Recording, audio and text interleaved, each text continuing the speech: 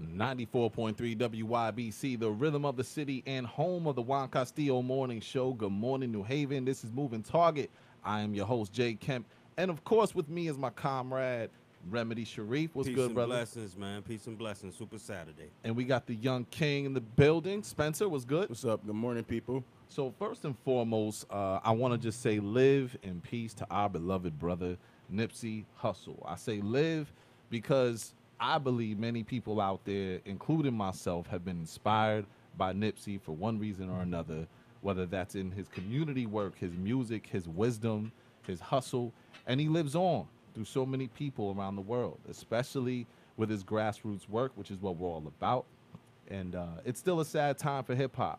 It's a sad time for the people, and I would argue to say that the transition of Nipsey has even been more difficult for me than Tupac, because Tupac inspired thought, which is what we needed at that time. But Nipsey inspired hustle, inspired action.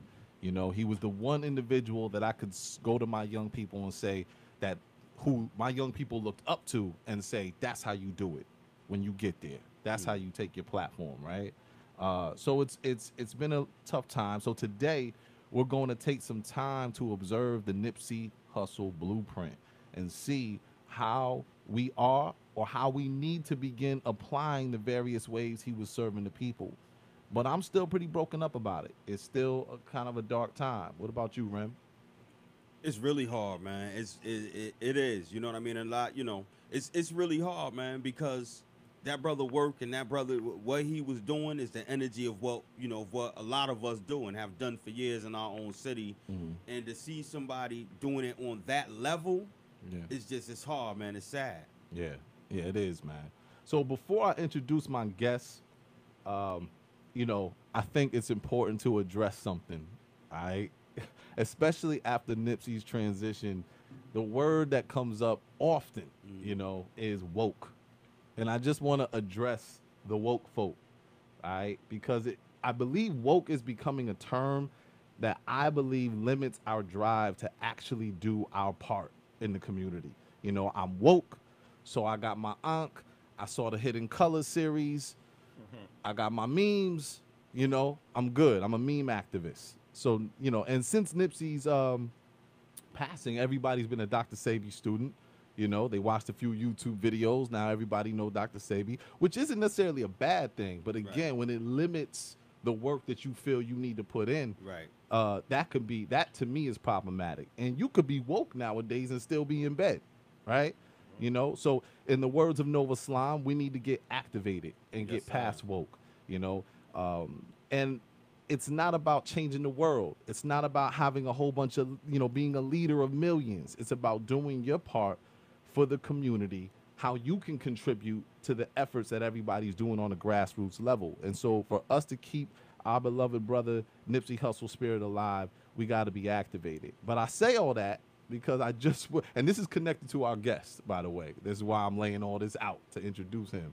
But I say all that because I just want to enlighten you with what woke was when I grew up. When I grew up, if you were woke, you were a master teacher. Straight up. People who studied every day, all day, memorized books, quotes, authors. Some didn't go to college. They went to the library and researched, studied, tested theories, and studied more. And as for me, a young man, I hustled just to get those lectures. They weren't always here in New Haven. Only a few people had bootlegs of them. I mean, saying you were woke really meant something. I would almost say it was like saying you were a prophet. Now, I'm not saying who was woke was morally pristine, but when it came to your mind being sharp and educated, these brothers were master teachers. Master teachers like Bobby Hemmett, Phil Valentine, Dr. Ben, Steve Coakley, Khalid Muhammad, Louis Farrakhan, Black Dot, Asir, Duke of Tears. You look like Asir, by the way, man. Yeah, if you look him up. Peace, Asir. Brother Panic, A.A. Rashid, and our guest today, master teacher, fashion designer, hip-hop artist, host of Know the Ledge Media on YouTube. Welcome back to the show, Red Pill. Red, good morning, brother. Peace and love. How's the family doing? Greetings. Great, brother. Blessings, yes, sir. Thank you for joining us, man. We really appreciate you coming on for this special episode. You already know. Shout out to my woke people out there. No doubt, no Shout out doubt. to them. I want to, what we're gonna go over today. Before we get into the Nipsey Hussle blueprint, I wanted to just speak with you about when the news first broke to you, and to everybody. There was a lot of people who were talking conspiracy. A lot of people were upset that was even a question. Hmm. They looked at that as disrespect, which I totally understand that as well. On the other hand, I also understand the habit to go to conspiracy as well, because we know the history of COINTELPRO, and the way the government would assassinate a lot of black leaders isn't new, right? Hmm. And so I guess I wanted to ask you, one, what was your view when it first happened? And two, since it happened, we realized that um, the killer's being represented by a high profile lawyer, which was really Hmm. surprising. So I want to know if your views changed. So one, what did you feel like when it first happened? What were your views? And then have they changed since? Oh, okay. Well, coincidentally enough, Sunday afternoon, right? I'm in New York City. I'm with my son. I dropped my son off with his mother, and this was around 4 o'clock. It's still drizzling. It was one of those rainy days.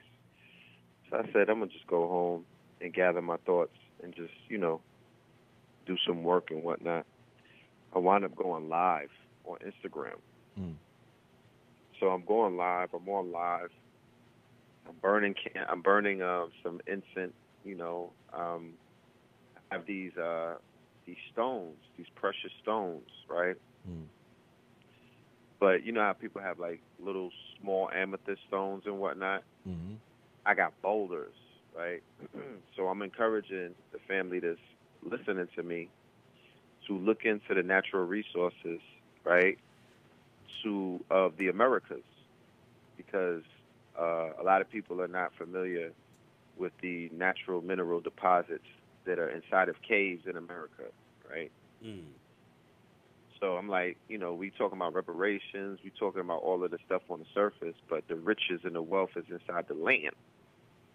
We got to go. We clown people about coming out of caves, but we don't realize that inside of the caves and the mines and inside of the earth is where riches and wealth is being extracted from. Mm. Definitely. So we just shooting it. I'm showing them the crystals and everything, and then I'm looking in the chat, and somebody says Nipsey Hussle got shot. So, like, even the video is taped. I put it on my YouTube. Like, it caught me off guard. And I was like, wait a minute, what are you talking about? So I'm still talking as I see it, and then I see it coming again by someone else. So immediately I put the family on to what this breaking news is, and then I say to them, collectively, it's hundreds of us on the line right now. Let us send out the energy, the healing energy, and let us send out. Let us not send out any negative vibrations, right?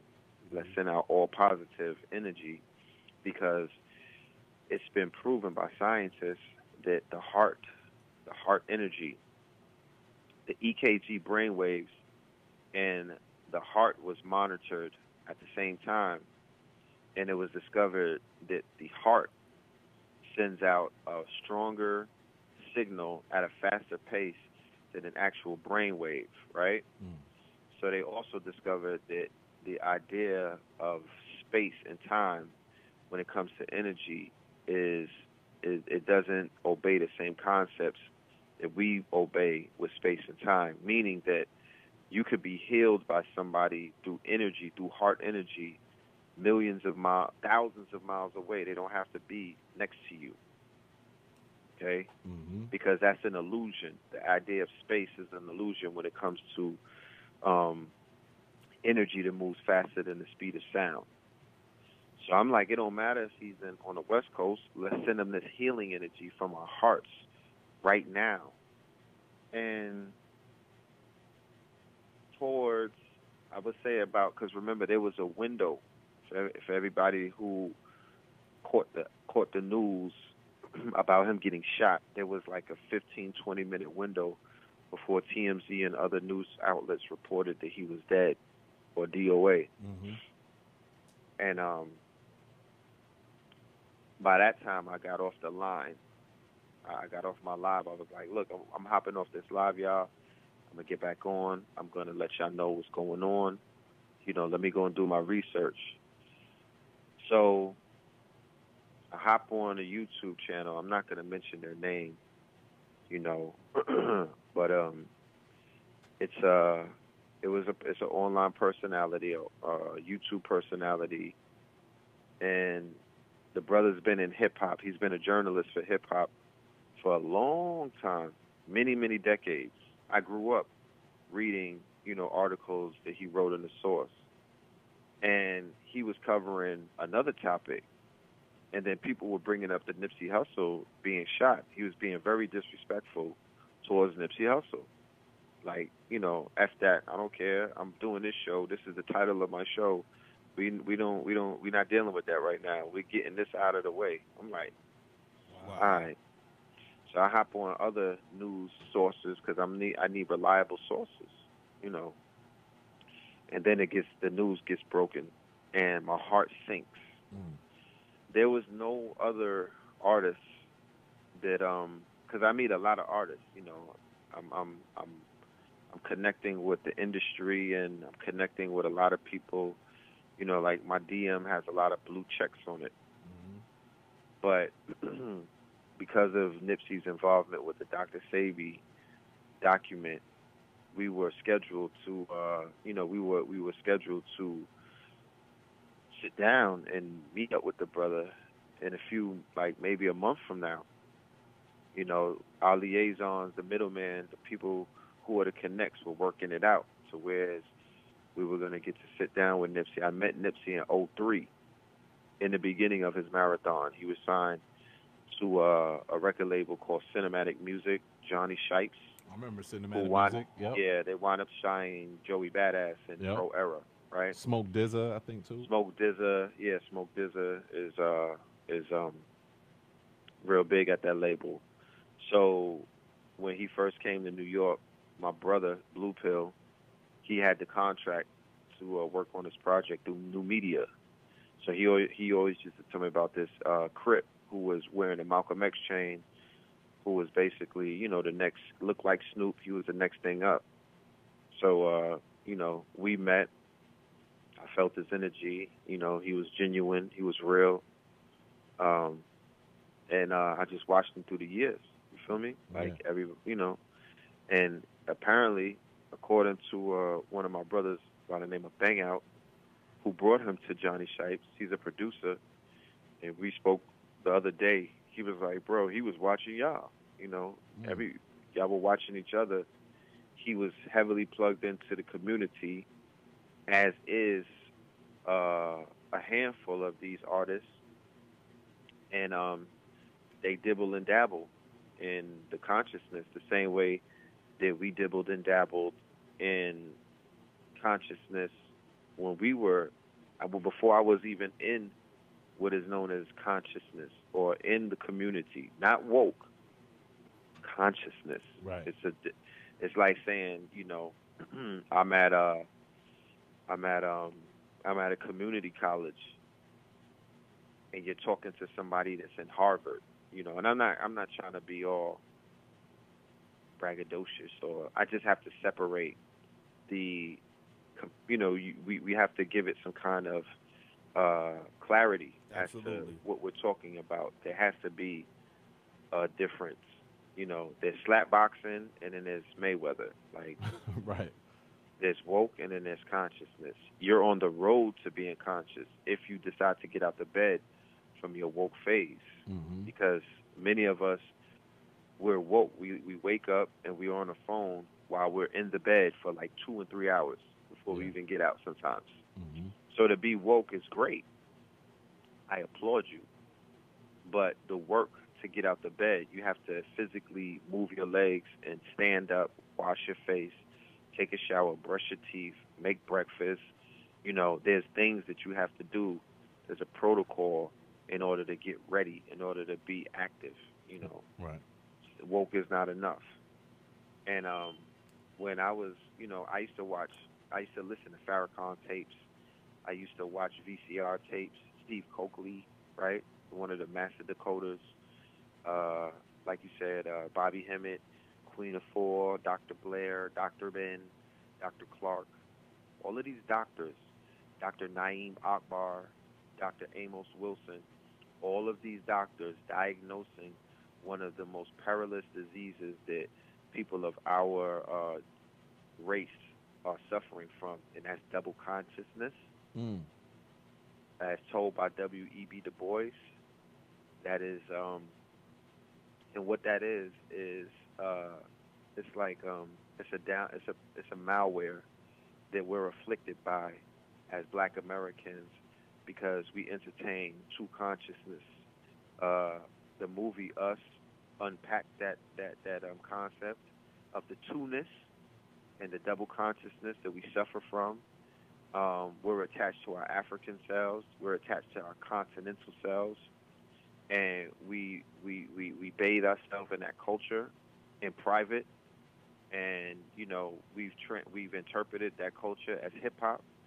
The master teacher Black Dot in his book Hip Hop Decoded, Mm-hmm. he broke it down how the 5 pillars of hip hop are in perfect alignment with the 5 pillars of African culture. The 5 pillars of hip hop would be MCing, master of the ceremony. That's the griot. DJing, cutting the turntables up. That's the ancient drummer, the war drums, the drummer banging on the djembe. The graffiti artist would be hieroglyphics in the way that we carved our art in stone. The the dancer, right? The hip hop dancer. Dance is one of the pillars of hip hop. The break dancer. Mm-hmm. Back in the days, we had all kind of dances in our ceremonies. Our ceremonies, nobody was standing like wallflowers. Everybody danced. Everybody. And then does. finally, everybody danced. And then finally, the 5th pillar is knowledge, right? Or consciousness. And of course, all great civilizations that we belong to were anchored and founded on consciousness. You cannot build a pyramid. You cannot build Machu Picchu. You cannot build the ancient burial mounds, and you can't build cities of gold if you don't have consciousness. Mm. So we've reinterpreted an ancient formula, an algorithm, mind you, and we've adopted it. It was born out of the slums. It was born out of desperation.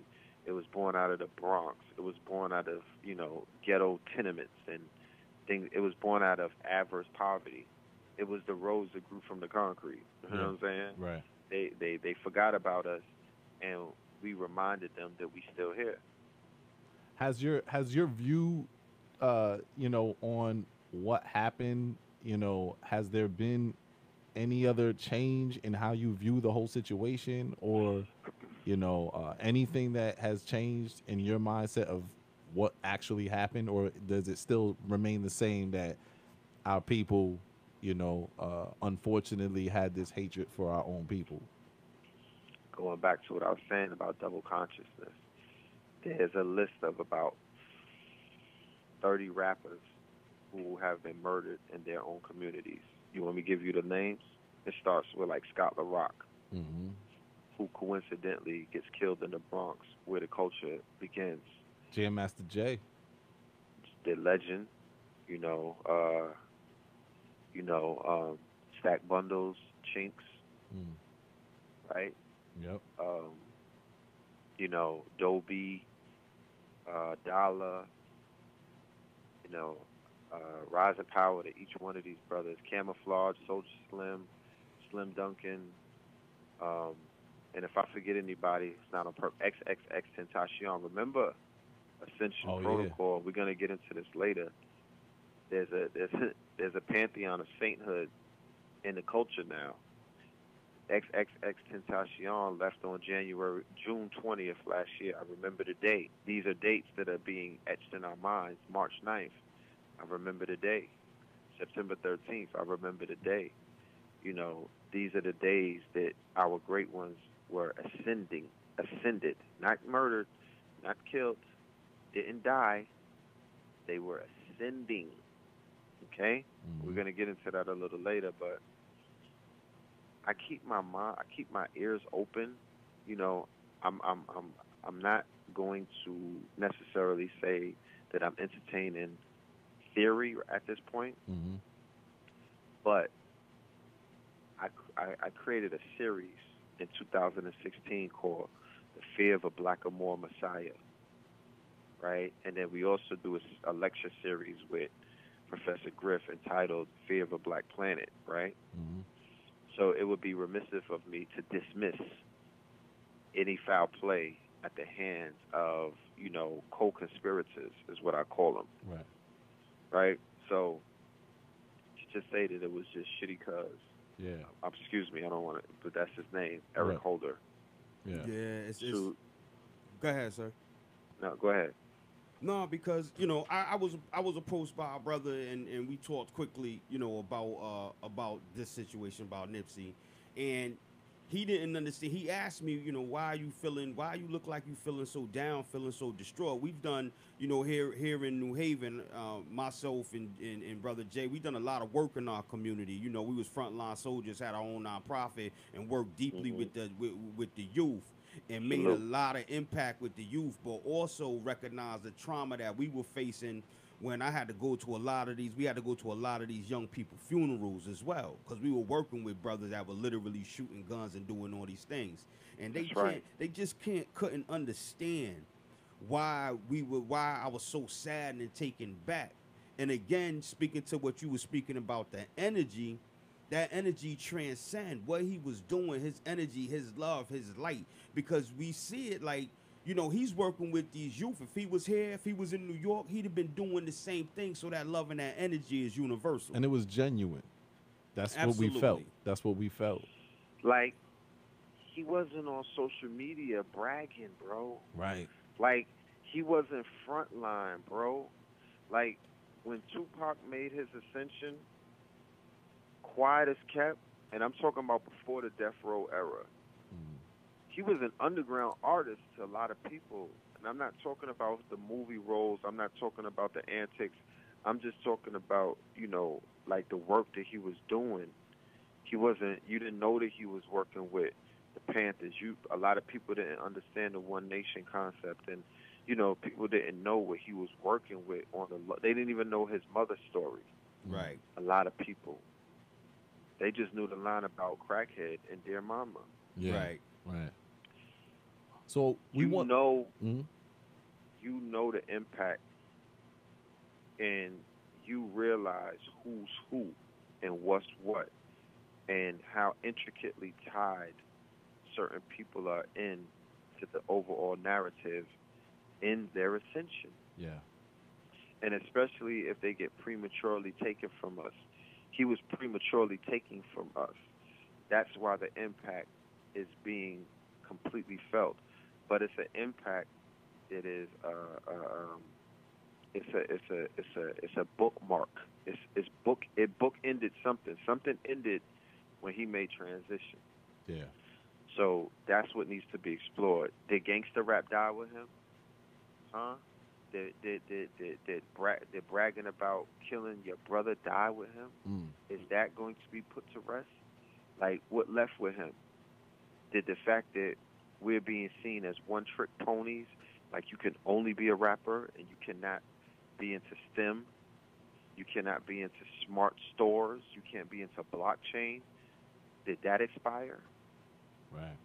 You know, because something that has expired. So I'm into. That's why I'm being very.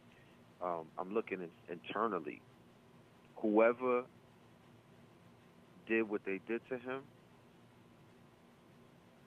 had no idea what they were about to start. That's all I got to say. Yeah. So if the government played a hand in it, it backfired. If it was only the hatred of a brother on another brother, the way that this has happened by so many people in the hip hop industry, and so many of these funerals that y'all went to, was the suspect the government at the funeral? Well, y'all talking about I think the feds came and got him. At a mental institution, I think. No, Oh. no. I'm talking about when you went to the funerals. Oh, of the nah. young Oh, no, men sir. in your Nah, neighborhood. not at You all. knew. Sir. Okay, so what I'm aware of is that this has happened too often. There are Nipsey Hussles in everybody's neighborhood that are being taken from us. There are Nipsey Hussles in all around the world, in the favelas, in South Africa, in Jamaica and Kingston, where it's like the murder capital of the world, and it's a perpetual cycle taking place, and the government's hidden hand is all in it. Mm-hmm. The drugs and everything, and the guns and a lot of stuff, but they've created what is known as the pathology of it's the pathology of entanglement, or I don't want to say it wrong, but Patrick Moynihan coined that phrase in a report called the Moynihan Report that came out in the 60s during Lyndon Johnson's era. Huh. And it spawned policies. It spawned the war on poverty, but the war on poverty was based off of this report that Patrick Moynihan who was a New York senator at that time. He put it out. It was a hit.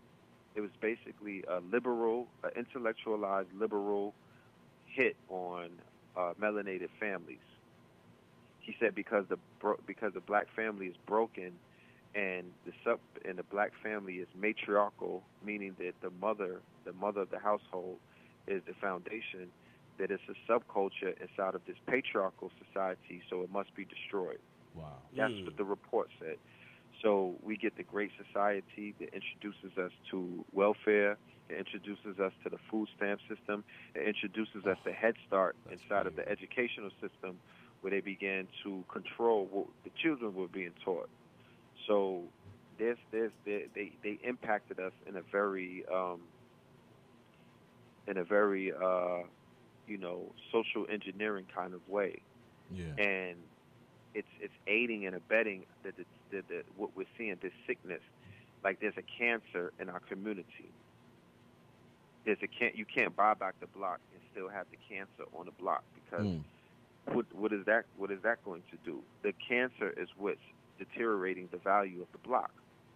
I wanna like go right there when you talk about buying the block, because we know that was one of the moves that Nipsey did, with his blueprint, and that's how I'm looking at it. I'm looking at what Nipsey did as a blueprint of how we can begin, and some of it we're already doing. Other things we need to start applying, right? So I just want to go through some of this list. One of the first things that really sticks out to me, it's something that I've been really talking about a lot, and that is the STEM program. Nipsey Hussle, for those who don't know, Nipsey Hussle created Vector 90, which was a space for young students to learn science, technology, engineering, mathematics, and Nipsey actually said that he wanted to make this. He described it as a bridge between Silicon Valley and the inner city. That's right. Can you speak on a little bit about why that's so important for our community? Oh, excellent. In the year 2015, I was chosen, or I was selected to host a conference in Detroit entitled the STEAM Conference, right? And it was brought to my attention that Marcus Mosiah Garvey initially introduced a program called STEAM to the black community in the 20s. It's called Science, Technology, Engineering, Arithmetics, Art, Mathematics, and that was it. that was co-opted later on and became STEM, right? Mm. So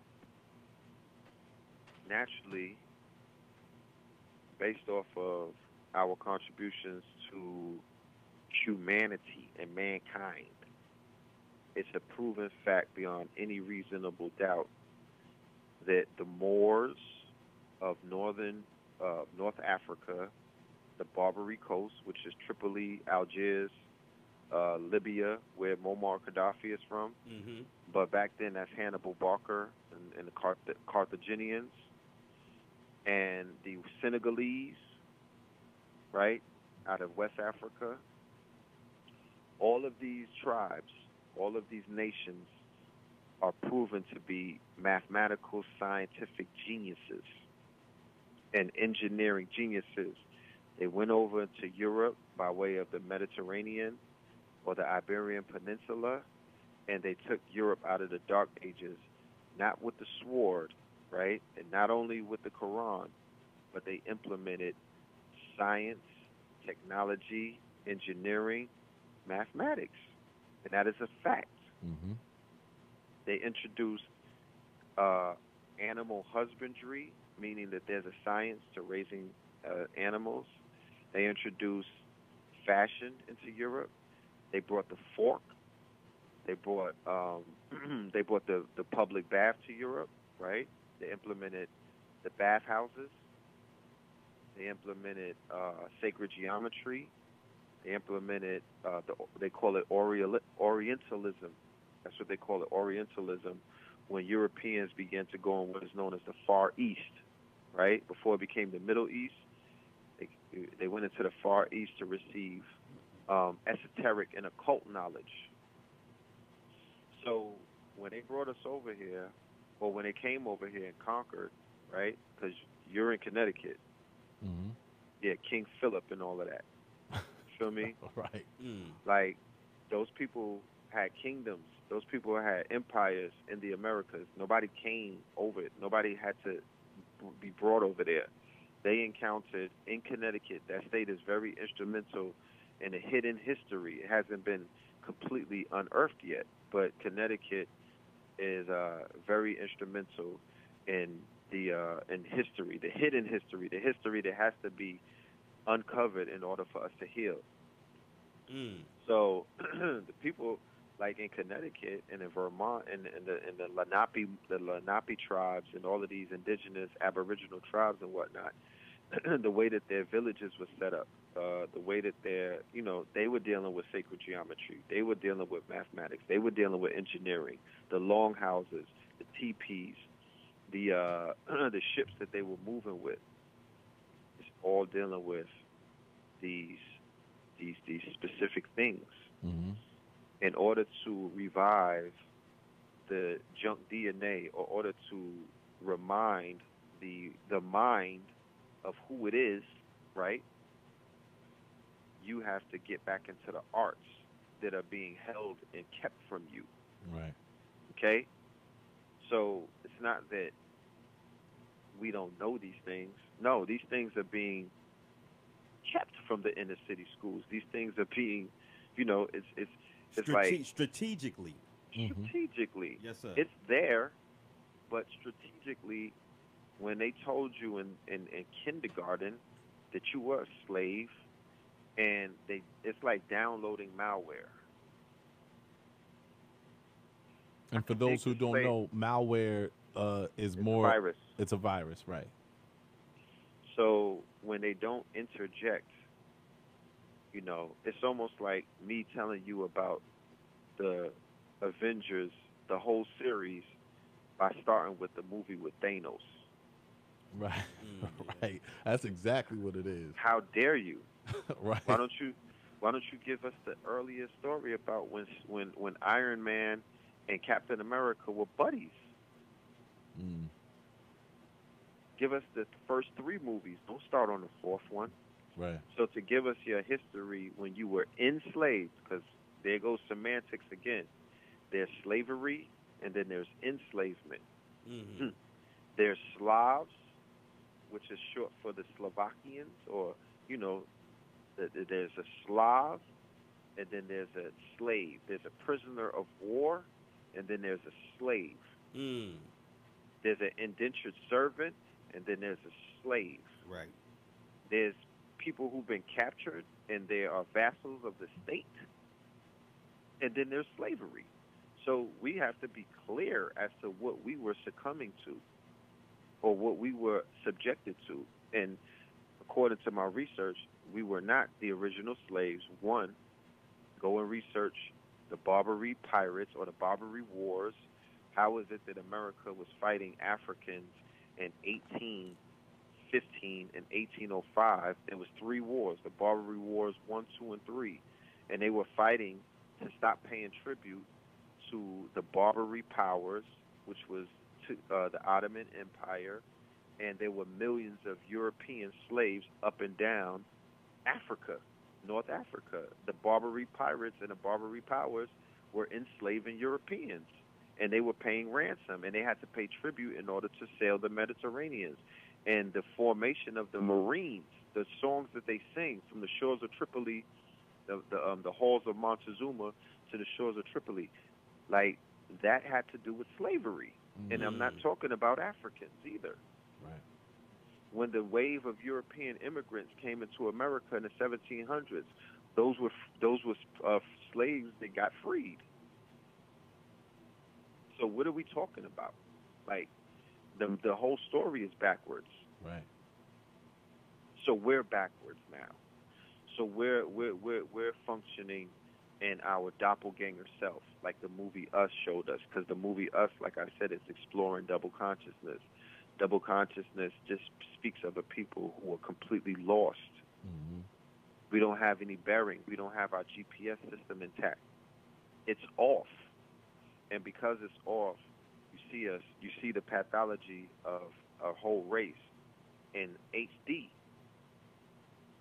And shame on the other races who don't provide answers and don't provide clues and don't step in, and only they're taking advantage of us.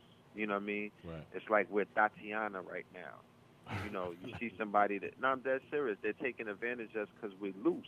Right. And instead of comforting us, instead of taking us off the track, they're just coming to get their fair share of a quick hit.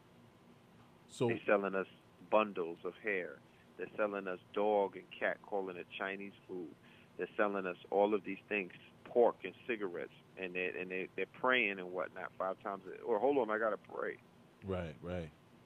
So we're going to take a very short break. In a couple minutes, we're going to be coming back, and we're going to continue this conversation.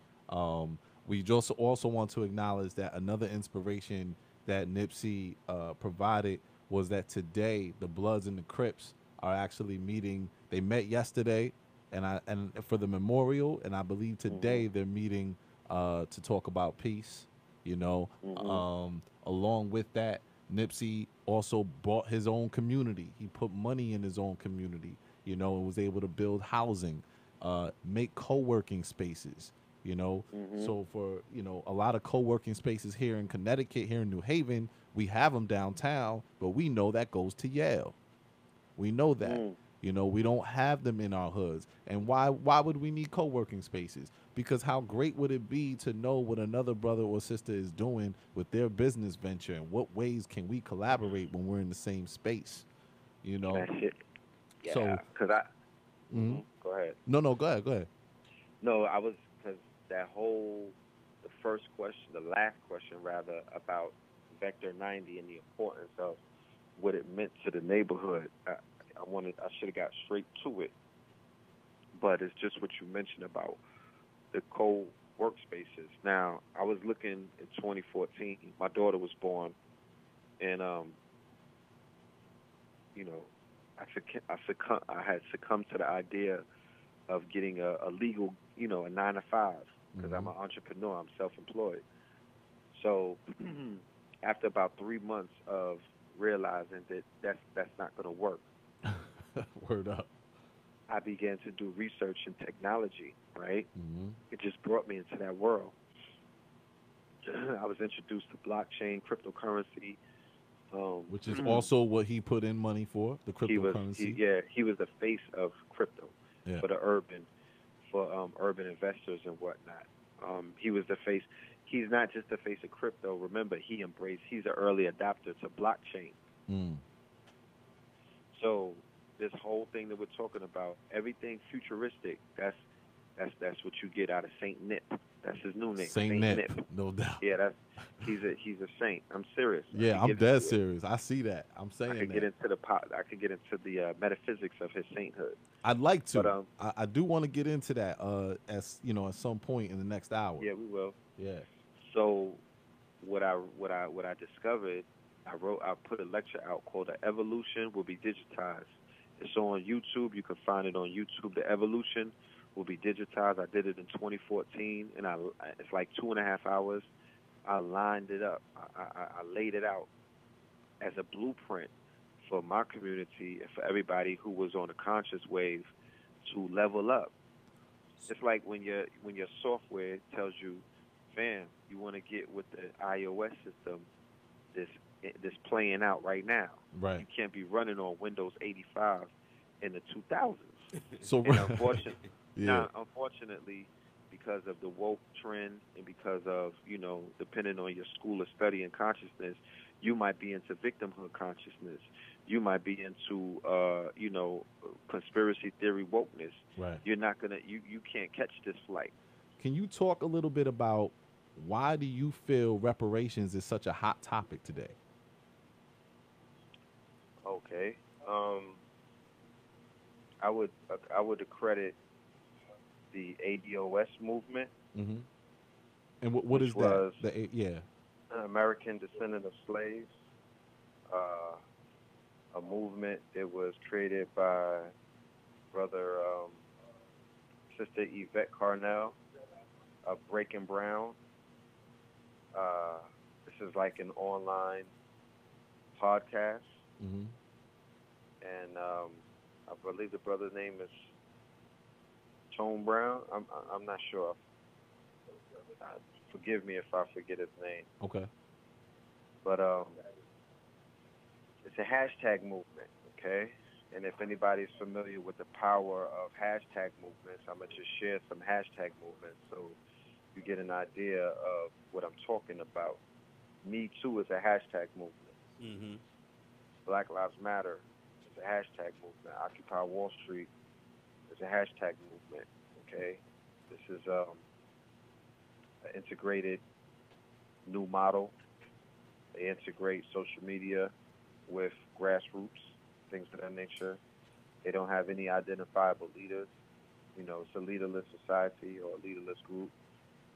But the ADOS has a website, ados101.com, where they have a list of demands and things of that nature. At the top of it is compensation to American descendants of slaves in forms of reparations. Not to take away from what Cobra and other groups have done throughout the ages, but the woke generation, Black Twitter, they latched on to the ADOS thing, and they've basically been utilizing that hashtag along with what's the other hashtag? Tangibles 2020 by way of Tariq Nasheed, because as we know, Tariq Nasheed is a prominent figure in media, new media for all things black. Mm-hmm. That would be the creator of the Hidden Color series. Are you saying ADOS or ABOS? Like AD, B is in descendant. Okay. Yeah, ADOS. So ADOS, the hashtags, they've been very they're disruptors. So they've been disrupting, a lot of disrupting a lot of tweets in the Twitterverse. Mm-hmm. They've been tagging a lot of prominent black leaders, and it caught the they've caught the attention of Joy Reid, a lot of the commentators. Yeah. These commentators who've been questioned and they've been challenged to publicly state their stance on reparations, along with the presidential candidates like Kamala Harris, Cory Booker, Andrew Yang, and Bernie Sanders. Everybody gets asked these questions All of them. by Charlemagne, because Charlemagne is a student of said teachers. Charlemagne is a student of Tariq Nasheed and a few other. I mean, Nipsey Hussle.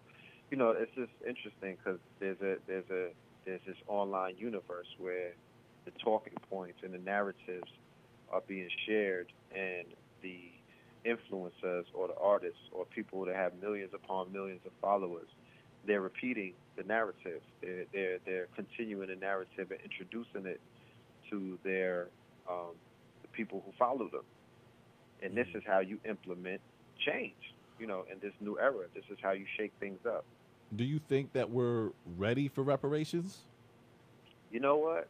You know what I would say was interesting in the way that this conversation can marry itself is that Nipsey Hussle left behind the Nipsey Hussle plan. Right. When you were talking about the STEM Mm-hmm. programs, Yep.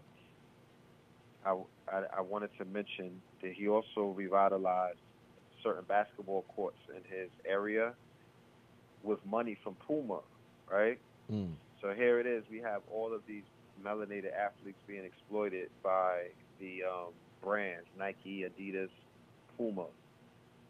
But they're not they're not demanding in their contracts that each of these brands become heavily entrenched in whatever community that they come from that's dilapidated, Right. or that needs some kind of revitalization, because revitalization at our hand is called revitalization. Revitalization at European hands is called gentrification. So it just hits differently, you know what I mean? And Yeah. we suffer under gentrification. I mean, I could do without the bagel shop that used to be the trap house. Right. Right. If when I go into it, you know, I'm reminded of how much love that I used to get from the trap house. Yeah. Just Or they could crazy. do like a trap house that sells bagels. You feel me? Trap bagels. Trap bagels. Bando bagels. Right. Or bagel bando. Like, You are You know. joining us real quick. I just want to remind people that you're joining. If you're just joining us, we are speaking with a lecturer, a master teacher, Red Pill, and right now we're just talking about the contributions of Nipsey Hussle when it comes to the STEM, along with other various things in our society. So, Yes. yeah, as you were So, saying, brother. the revitalization program, right? How it applies to reparations is in the reparations referendum, right? You know, we add in, you know, we pull up the red line maps, because, you know, we've been taught about redlining and everything. All right, cool. There's red line areas. So show me the red line maps, and then let's revitalize these red line areas. Mm. Let's re-gentrify it. I got the gentrifier playbook. I know the fonts that they use. I know the pastel colors that they paint with. You feel me? Like, Yep. I know the vintage fonts that they'll put on the bagel shop to make it look like it's mad cool and hippie and everything. Mhm. Like, we got their playbook. The brooms and mops and paintbrushes are not relegated to one race. Right. Right. We could use Let's the cut it out. same. We could use the same tools. That's right. And put some swag to it, you know? Right. Right. So, okay, go ahead. No. My bad. Go ahead, brother. I'm gonna run through this real quick about this whole reparations thing, because it's not about a check only. What is a check to black people with no direction? It's more chaos. Mm.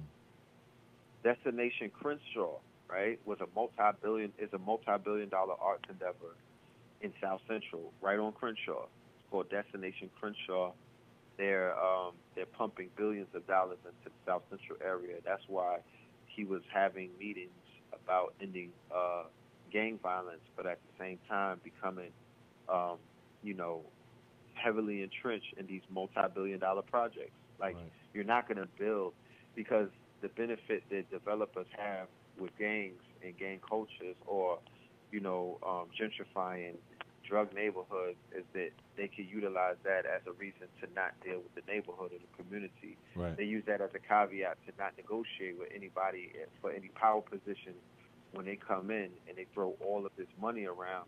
They're like, well, how could we even sit with a criminal? How could we sit with, these people? We might as let's just price them out and push them out, or get law enforcement to remove the cancer. Mm-hmm.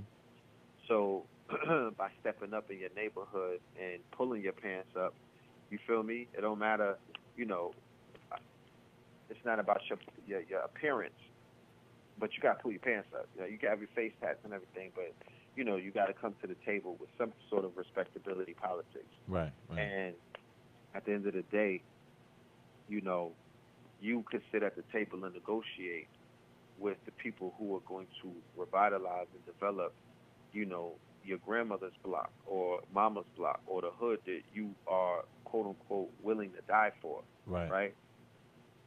So if you're willing to die for a certain neighborhood or a stop sign that you don't own, you don't have any property whatsoever, you don't even know the ABCs of real estate and properties and all of the subsidy, all of the money that's available, like you haven't even pierced that veil. And I think it's important also that even if you don't know those things, who is in the community that does? And how do you now link up with them and either learn from them or hold them accountable to come with you to the table and speak about, things that you want to do with property in the community? Or you follow the Nipsey model and you put the strongman behind the quote unquote negotiator, right? So you put the streets, you put the strength, you put the we're part of hip hop. So hip is the intellect, it's the mind. I'm hip. I know things. I'm in the knowing. I'm a Gnostic. And then the hop is the active principle that I will hop out and I'll pop out. And, I could get it popping by hopping. Like that's the active principle, that's the streets. But you need hip and hop in order to make things work. And you find that in a Nipsey Hussle, a Meek Mill. These are hip hoppers. Mm-hmm. They're hip and they hop. They got the streets and they develop in a form of intellect. One of the most dangerous combinations that people who fear us fear. Yeah. They're so comfortable around knuckle draggers and people who, tough guys that don't know anything. Right. Because you're not a threat. You get, they spin circles around you every day. Right. Because you're not hip. You don't know what's going on. You think you know what's going on. You don't know what's going on. There's people in the room who are way smarter than you or more conniving than you, and they don't use intimidation and brawn and other acts. They're not mean mugging. Yeah. They're smiling at you while they dig in your pocket. I want to also, salute Lewis Reed, who came onto the show a few weeks ago, or maybe about a month and a half ago or so. And,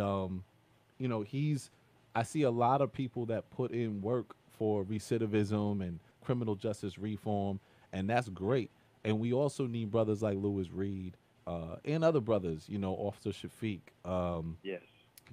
Where these brothers are at the table with legislation, doing that other work, that we normally don't think about. We always think about community grassroots work on the ground, but then there's also spaces that are involving legislation that we need to be involved in. Quiet as kept. The bill that Trump just pushed through, the First Step Act, the prison reform, the First Step Act. It's billions of dollars in that. And that money is going to drop. Unlike what Obama was pushing, that money never dropped with Obama. So I just was talking to somebody yesterday who's in the system, the prison system, teaching and whatnot, and they were hipping me to all of the money that's about to be available through the First Step. And there's they had the urban renewal that they passed a few billion on. This is Trump. Yeah. What do you think about that? When you think about Trump doing some things that I'm still shocked by. Well, do you think there's something different with that? We kind of spoke on that last time, but if you want to touch on that. Well, urban revitalization is basically, if you look at some of the tax laws that was passed, there's ways for people to not pay any taxes and to invest in urban renewal and things like that, and to basically get their money back in 5 years. Mm. He's playing a big money game with people who play big money. By the time you catch on to what's happening, they out of they on to the next one. Right. He is it's not a, I mean, people would say that it's a color thing with him. It's a class thing with him. It's a money game. He's Right. playing. If you're big enough to, if your bread is long enough to sit at the table, he'll let you sit there. Yeah. But they're playing a money game. He's playing a long game, the money game. Certain things may get passed, but that's no reason to begin to praise and to forgive and to forget. No doubt. No doubt. I see Yeah. some people, I'm not gonna mention one brother's name that I do know specifically who actually praises Trump, but I can't bring myself to do that because I know that there's, just like you said, this isn't a he's not doing this because he wants to see black people win. No, not You at know? all. Yeah. It's just Urban, yeah. That money is. There's cranes in Harlem. There's cranes in the Bronx right now. They're not trying to position nobody at the bottom to get up. Right. You know what I'm saying? Yeah. They're positioning those who who made it to a certain bracket to go into a higher bracket by stepping on those in the lower bracket. Right. And that's what's at play. So let's not be fooled. But going back to the whole Nipsey thing before I forget, Mm-hmm. I just wanted to just share with the family that Destination Crenshaw, so where's our destination?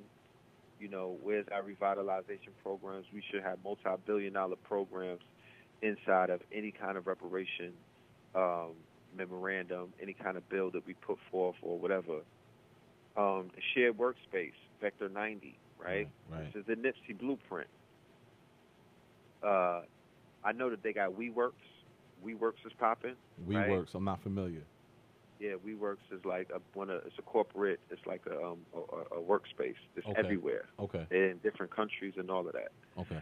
So, like I was saying earlier, when I realized that nobody was trying to hire me, I purchased a Macintosh computer and I hired myself, right? And I got busy, right? And people would make millions off of that, just the Mac. Like I work for Apple. You know what I'm saying? That's how I see it. Mm-hmm. I'm a creative. I'm a creator. And the Macintosh, the iMac, the MacBook provided me the tools to basically hire myself. So now I can retire myself. And if I act up and sleep late, I can fire myself. No doubt. You know what I mean? Right. I'm in power. Right. So that's what a workspace is. A workspace is you're not waking up early in the morning to go get a job. You're waking up and you're going into a space, and you are the job. And this goes to and for those of you who weren't listening to the last episode, we were talking about steps that Nipsey Hussle made and for his community. And one of the things that he did was he understood the future of co-working spaces. And a lot of the co-working spaces, for some of you that are here in New Haven, a lot of you know that many of the co-working spaces are downtown New Haven, catering to more, professionals and Yale students.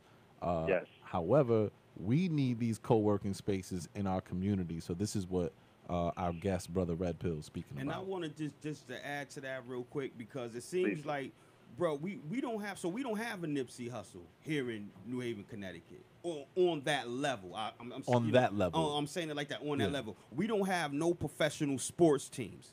You know what I'm saying? And a lot of other cities and a lot of other states, these are the people that come back and pour into the community and make these type of impacts. Because you got big athletes that come back, they got money, so the corporations, the American system feels like I gotta work with them because these are some of the people that are on our level. You talked about the money, so Facts. trying to identify where we need to or what we should be looking at in Connecticut to try to see where that level is at of people we need to be working with.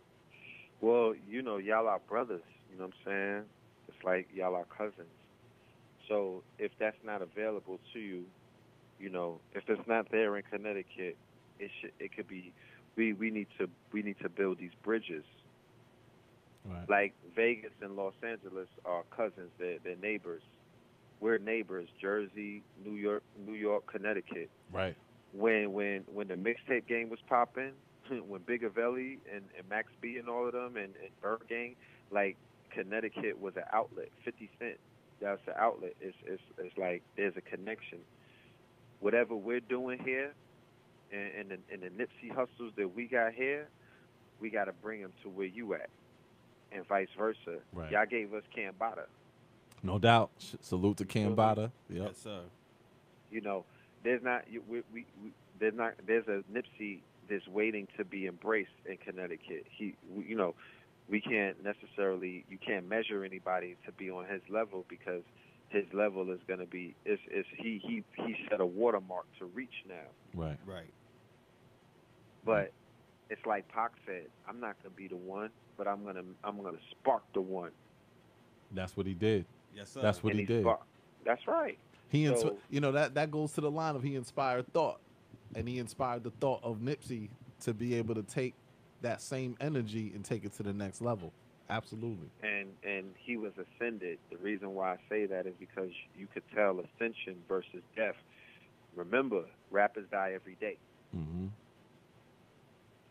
Black men die every day. Mm-hmm. They get shot in front of stores. They get shot in front of their homies. Right. Is the whole world mourning them? Right. So does the hold on? I'm Mhm. sorry. yeah, go Does ahead. does the trapper? Does the hustler? Does the get money brothers and sisters who are out here busting packs? Right? Does the bangers, the gang bangers, do all of these people have longevity in their death? Mm. Are they remembered? Are they revered? Are people holding on to their memory? You get this polished, eulogy about what this person did, when everybody sitting there knows, nah, he ain't do he did more damage than he did good. Mm-hmm. So watching this example that we're seeing right here, where somebody is being ascended into sainthood before our very eyes, it's not because of his music. It's not only because of his music. Let me rephrase that. Right. Because Yeah. everybody wasn't checking for his music. That's the common thing that you hear. Like a lot of, I don't even know what his first song. I don't know nothing about the music. I just used to hear about him. Yeah. I used to just, they wasn't even checking for his relationship. Like him and Lauren wasn't relationship goals. They was checking for Cardi and Coach and Offset. Right. That's right. Right. Let's just be, we have to be clear, because if we did this when Pac died, we could have been because a lot of people was, oh, that was my guy from ever. No, it wasn't. Right. And right. his ascension, he became known. You dug into his story. You became familiar with him. Y'all called him a failure when he got locked up. Y'all say he was finished. Mm. So what is it that's making him ascend like this? What is the magic part? Is it his spirit, or is it his works? Right. Yeah. I want to be immortalized. I don't want to die and have to come back. No doubt. No doubt. In a lot of ways, I think a lot of the prophets that we see spiritually, for whatever you believe in, that's exactly what happened. They were immortalized by even Martyred. after they passed, It's and a then they difference. became more alive. But it's a difference between dying in your sleep or dying of old age, where you got a diaper on and your dentures, and then there's a difference when you dying young on some James Dean type stuff and you get martyred. Right. I'm talking about somebody takes you, you get murdered, martyred. Right. It hits differently. It ties into a biblical narrative. It ties into a Christ-like Christos, a crucifixion type of thing, that our people, our young men, our messianic ones, because we're talking about messiahs. Mm-hmm. And I'm not talking about a messiah in the aspect of where people may have adopted a messiah from Sunday school. I'm speaking about in these modern day and times, the messianic ones are standing in a booth. They have mics in front of them. They got face tats. You feel me? Yeah. Like, you know what I mean? They smoke a lot of trees. Like, they speak the language of the quote-unquote people, because their genre or the culture that they belong to sits at the top of the world. Anybody that travel the world know that hip hop runs the world. It influences everywhere that you go. It's the most powerful genre of music to emerge in the last 100 years. That's a fact. It's not me saying that. Go and Google it. Look Right. it up. Mm. We are sitting So- with, we're talking with Red Pill, just for everybody that's tuning in. We're talking with Red Pill, master teacher. He's calling in straight from New York, and we're speaking about various areas and issues that are going on in society. Go ahead, brother. Yeah, so, what is it that we should be focusing on? That's why I don't feed into the conspiracy, because it's muddying the water. It's taking away from his ascension. Yeah. He's bigger. He has so much things. He's being weighed down by false narratives. Right. So Doctors say they're injecting fear into his name, and you can't put fear into the name of our the messianic ones, because he didn't live in fear. He wasn't soft. right. He wasn't soft. You know what I mean? He was on point. He was entrenched. He was entrenched in the trenches. So if he put out a tweet to say he has strong enemies, I heard that he had a strong enemy. Right. Somebody who just came home, who was a known hitter, Mm-hmm. and they had street issues. So he acknowledged, like, yo, I got strong enemies. Like, that's not. He's in a culture. He's in gang culture. That's not something that's odd. Right. Nah. That's you know what that is. You know what that is. Yeah. You get over one challenge, you're gonna get faced with another one. It's Yo- just life. We're in a class. I contributed that to as me and Jay was talking one time, and I contributed that to. I said we do something sometimes, right? I'm 40. Yes. We do something sometimes when you're 20, right? And I consider that like you throwing a boomerang out. And sometimes that boomerang could come back and hit you immediately, or it could come back 20 years later because you done threw that boomerang out to the universe. That's and right. it's coming back to Carlito's catch way. up with you. And it could be a whole 20 years later, So, right. yes, sir. It's unfortunate that that it did come back, but I do believe that what Nipsey Hussle left. Sometimes we could talk about how we got somewhere, but it's even more powerful how we left somewhere. And I believe Victory lap. It's Yes. how you finished the race. It's not how you Yes. started, family. It is not how you started. He named it perfectly. yes, It's how you finished the race. that's right. And for y'all who don't know, Victory Lap was his last album, classic from beginning to end. Straight up. So I wanted to just go to a couple other topics that I would love to hear your thoughts on. We spoke Yeah, about no problem. reparations. We spoke about the importance of tech for our young people in the future. There's another area that is very, I don't want to say taboo, but I believe that at one point, I think for a lot of people, it was conspiracy only. But doing research and listening to people like Dick Gregory, I learned that it was a lot more serious than people would really imagine, and that is organ harvesting with black people. Can you talk a little bit about what your knowledge is on that? Well, what I know about organ harvesting and the quote-unquote underground organ market, because if you speak to anybody that's in the underworld who deals with,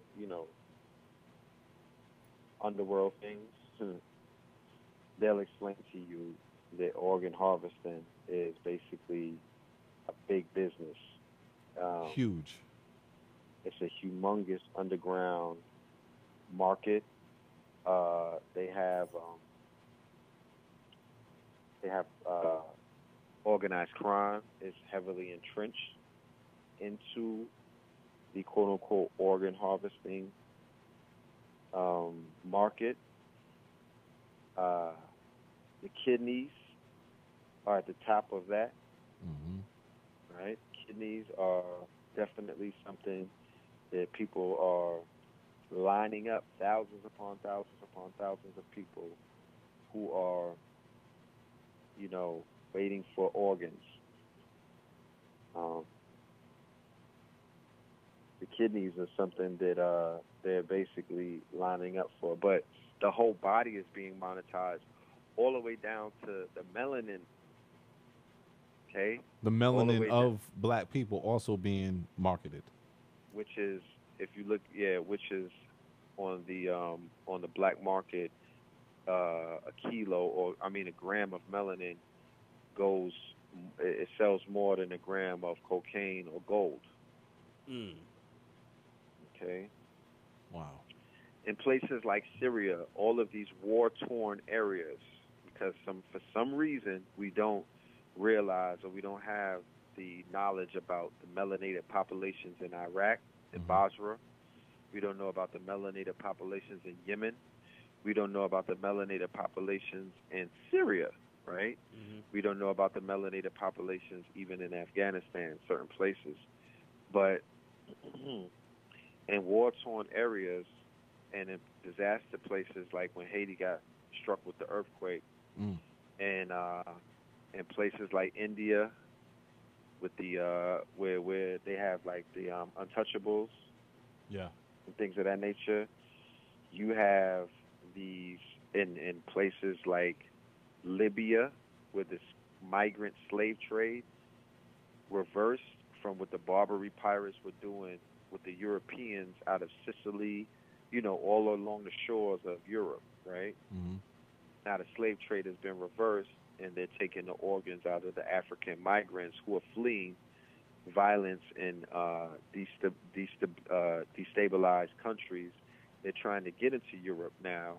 They got to go through Libya, or they got to go through the Barbary. So these they call it rat line. It's called a rat line. So you got sex trafficking, human trafficking, organ harvesting, or organ trafficking. A humongous business where the whole human body is comparable to like 5 kilos of coke. Like when you look, when you break down a body, it's breaking down to about, if you move 5 kilos. So if I could buy a slave, or if I could traffic a human, right?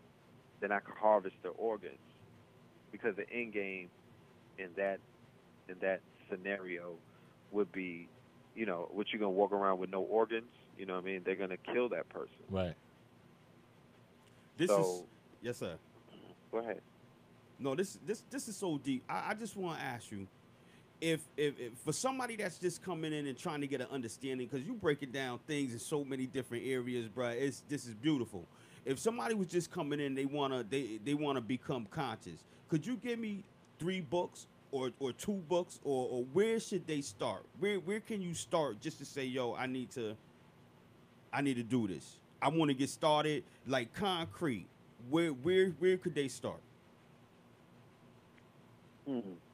I would get into the ISIS papers by Dr. Francis Cress Welsing. Yes. As a precursor to your journey. You said the ISIS? ISIS. ISIS. Yeah, ISIS papers that came out like in the 70s. Yeah. And it's prophetic. Very relevant today. And who's that by? Dr. Francis, what was it? What's the name? Cress Welsing. Dr. Francis Cress Welsing. CRESS Welsing. WELSING. Yes, sir. The other question I have for you is, with the state of our people here in America, how do the black man, the man of color, and the black woman begin to heal with each other, to get on the same accord, so we could start breaking down these things together and understanding these things together? I see so much disconnect, because a lot of people are resistant. Even now, I'm sure that there's a lot of people where it's so much information that people are resistant, and yet this information and these conversations and this dialogue is important for our healing. So how do we start introducing that? Well, first of all, when a student is ready, then the teacher shall appear, right? So if someone is listening to this program and they're not ready to receive, they're going to, they're going to be standoffish. They're going to come up with every excuse to not download the information. There's going to be going back to double consciousness, right? That saboteur that rests inside of your brain. We have an internal conflict, right? Because it manifests as externally, so we are susceptible to buy into, yo, the white people are after me. You know what I mean? Right. They want to hold me down. They want to. No. How about you got somebody inside of you that's destroying you? How about that you have someone inside of you that there's an internal conflict? You're split into like 3 different people. Right. Some of us have blood that's foreign to us, that's at war with other blood. Or DNA is at war with each other because we have foreign entities inside of our bloodstream because, you know, our great-great-great-grandparents were violated. So the same thing that happened, remember Nipsey and Lauren London separated before. Jay-Z and Beyonce separated before. Shit, Cardi and Offset had a separation. How did they heal their issue? We, black man and black woman, are separated now. There's a separation. Nobody, you know, I don't know what day we could pinpoint the breakup, but we separated. We co-parenting. So who has to apologize to who? When does that, who's going to humble themselves and say, you know what? I'll take the first straw. I'm sorry. I'm sorry. And I think that because of what hip-hop is 45 years old, if we take a concerted effort and look at who might be a little more responsible for some of the detriment of the race, I think that the black man should apologize to the black woman. I agree. Absolutely. I agree. Absolutely. I think we should get on our knees. No question. Because you know when you see those videos when dudes hit one knee and shorty start crying. Get like, on oh both God. knees. Like, that's the automatic, you know, that's the automatic tear, that's the automatic emotional, like, damn, I only had to get on the knee? Right. Right. No, we need to get on both knees. Yeah. And hug her ankle.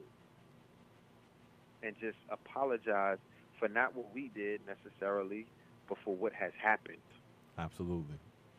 One of the things that you realize when you comfort your queen and whatnot, and you allow her to be, you know, transparent and comfortable with you, you might be downloaded with a lot of pain. You might hear about some things, some transgressions that happened to her that you had no idea about. I mean, we walking around here with swords and machetes and hatchets in our backs, black men, like we banged up. She puts us back together like Offset put a saw back together when he was in 14 pieces. That is our glue. Right. Let's be clear. I've been repaired on many occasions. You know what I mean? But what about her? Right. Like, who's putting her back together? Who's repairing her? Who is going to breathe that life back into her? Because it's a symbiotic relationship. She has to repair us. What about us? We're broke. We're not in our proper persona.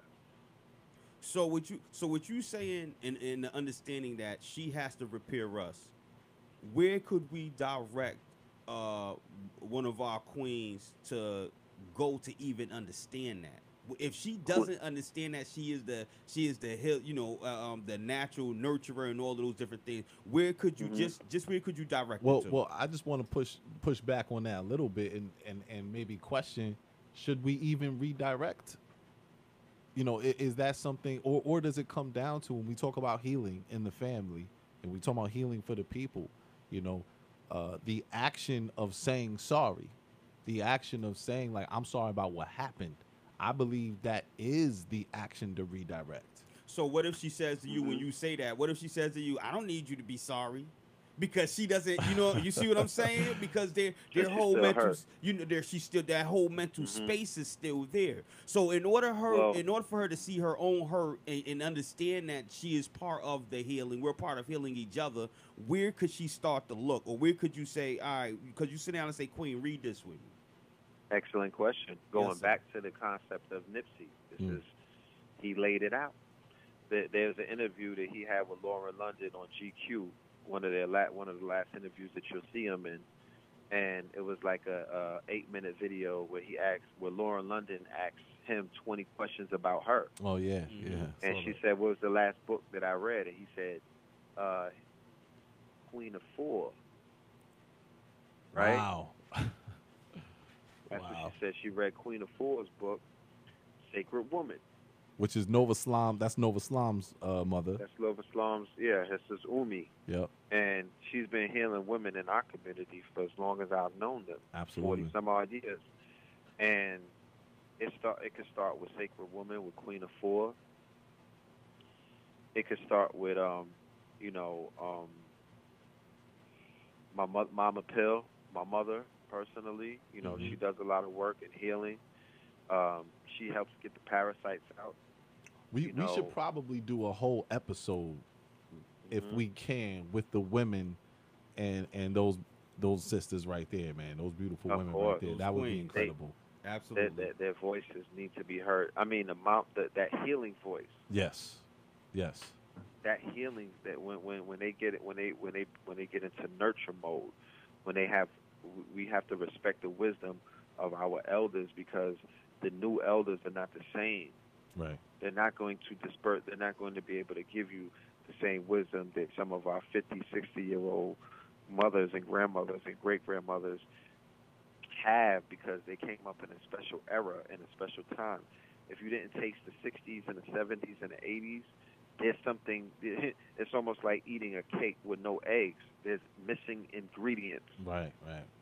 There's So missing ingredients. The same way that I'm sorry to cut you. The Yep. same way that the elder who fought World War II and was around in the 30s and the 20s, he saw the fangs of certain races of people. He could tell you certain things from a perspective that somebody who was born in the 1990s and missed out on all of that. There's a lack. There's a void that they have of perspective, because they didn't live through experiences and see certain things. They were born into it. So there's certain things they have to humble themselves and sit down and listen to those who can tell them from experience what it is and what it's not. So I wanted to we have this one last minute left. I want to leave people with where to contact you. We know there's so much more to go to, but where can they contact you to get this wealth of information? Oh, they can contact me on Cash App. No Yes, sir. doubt. No doubt. Money sign PHILMORELAND. Yep. And they can also contact me on the gram. That's one of the best, ways to get in touch with me.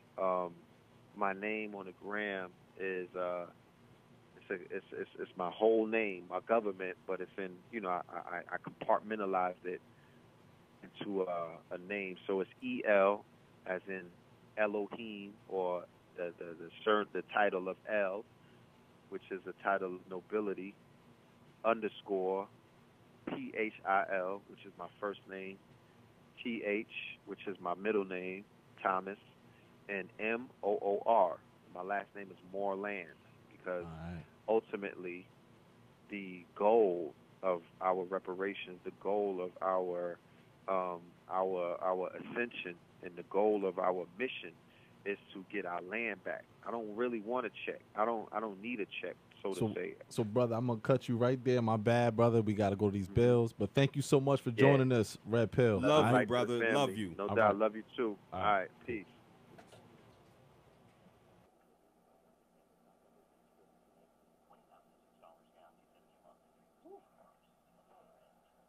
All right. Good show.